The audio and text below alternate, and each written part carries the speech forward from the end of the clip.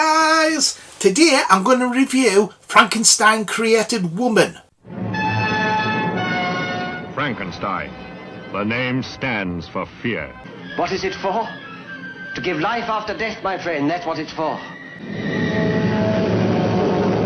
Frankenstein Created Woman came out in 1967 and is a Hammer film production. It was directed by Terence and written by John Elder, which is a pseudonym for Anthony Hines. The music was by James Bernard. It was the fourth in the Frankenstein Hammer series and runs 86 minutes, although there's a 92-minute cut for US audience. The film cost £140,000 to make. The film's unusual as it doesn't have a traditional monster in it. Instead, it's a beautiful woman. The film's all about soul transference. So instead of the physical, it's about the metaphysical. And this is why Martin Scorsese classes this film as one of his favourites, because it isn't your traditional Frankenstein film. The film stars Peter Cushing as Baron Frankenstein, Susan Denberg as Christina, Thorley Walters as Dr. Hertz, and Robert Morris as Hans. So the plot of this film is really unusual. Baron Frankenstein's experimenting with soul transference. So this boy called Hans, he gets killed, captures his soul into this machine.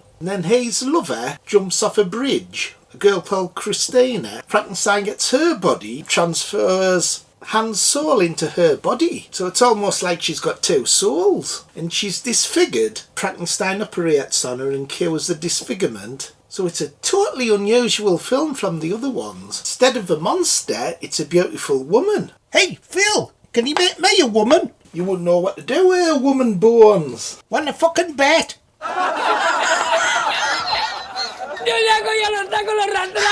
I wish them two duck buggers would piss off.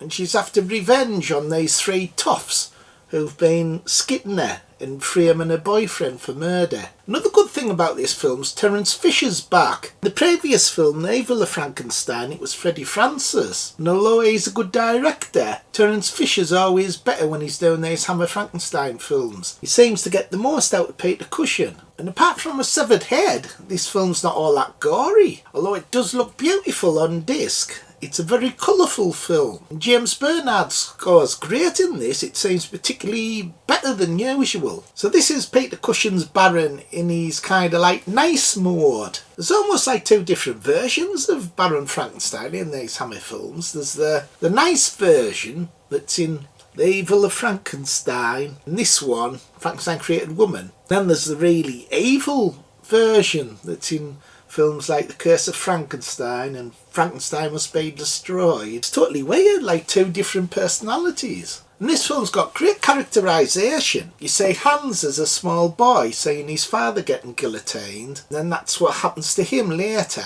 And you feel sorry for Christina with her being disfigured and limping. And these three toughs that keep going into the pub and they keep criticising the barman, making fun of her. There's even a scene where they're singing to her through a bedroom window from outside. And they're singing this awful song to her. So they're a right bunch of twats. Sweet Christina, fair of face, blessed with beauty, filled with grace, lonely on your virgin bed, you'll stay a virgin till you're dead.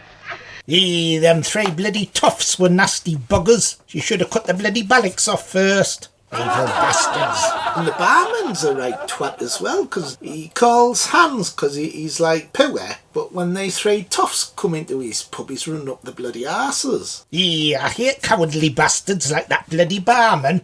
Running up their bloody arses just because they were bloody well off. Shh, Bones, man, you're doing a lot of swearing.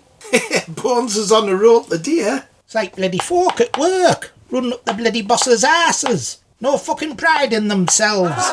Makes us bloody sick. It just shows how class has a lot to do with people's attitudes. And Hammer did a lot of this. A lot of the upper class seem to come across as toffee-nosed villains. And the lower classes are more the heroes. Right from the beginning, Peter Cushing's on top form. You first see him getting frozen and he's experimenting on keeping the soul, like trapping it from escaping the body. That's why he's frozen himself to like die. But keeping his soul in this machine. There's also a bit of continuity with the last film, The Evil of Frankenstein, because in this film the Baron's hands are slightly disfigured, so that kind of shows that he escaped a fire. So there's some scenes where he's like in pain a bit with his hands. Another interesting thing is Martin Scorsese. This is one of his favourite films, and he likes it because of like the soul transference, the conscience in a person's body.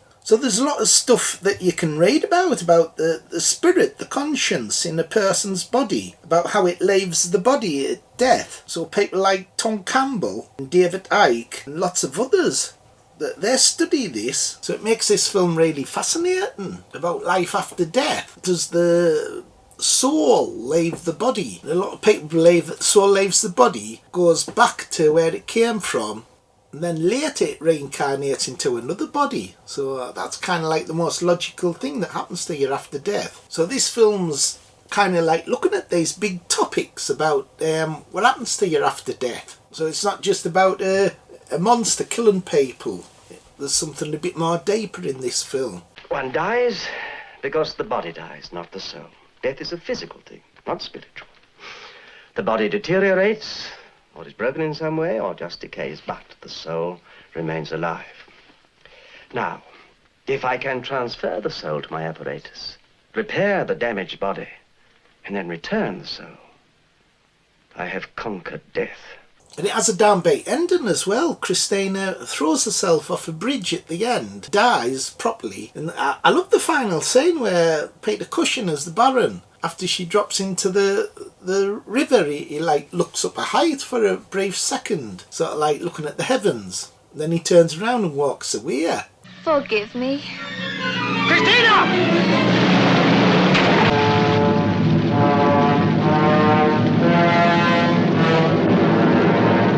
I thought that was excellent. That really spot on acting by Peter Cushing, and also a great way to end the film. That a conscience has left her body and travelled upwards. The film also has its lighter moments. There's lots of funny lines and comedy. Keep the change.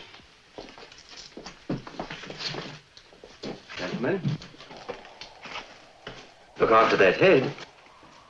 Thorley Walters is really funny. Him and Peter Cushing work really well together. They remind me a lot of Basil Rathbone and Nigel Bruce with the Sherlock Holmes films. So when I watched this film as a kid, I used to be slightly disappointed because there's not like a traditional monster like your Boris Karloff type of monster. So I used to think it wasn't as good as the others. But now it's improved a heck of a lot, and I class it as one of the better in the series. So although it's not as good as the next film, Frankenstein Must Be Destroyed, that's my favourite in the series, I still think this film's excellent, and I'm going to give it top marks, 10 out of 10. Nathan Groves do like it. I thought it was excellent, Phil.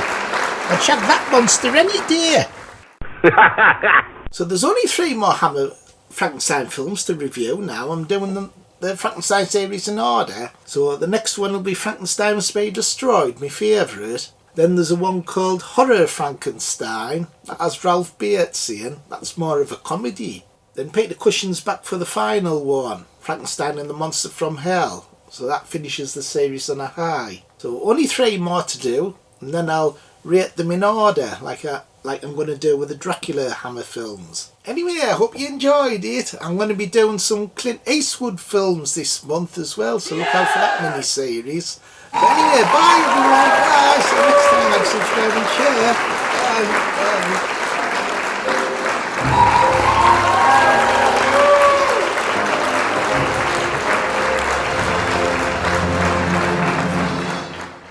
Christina, don't you cry. It won't be long before you die. Then from the heavens a star will fall for the ugliest angel of them all. For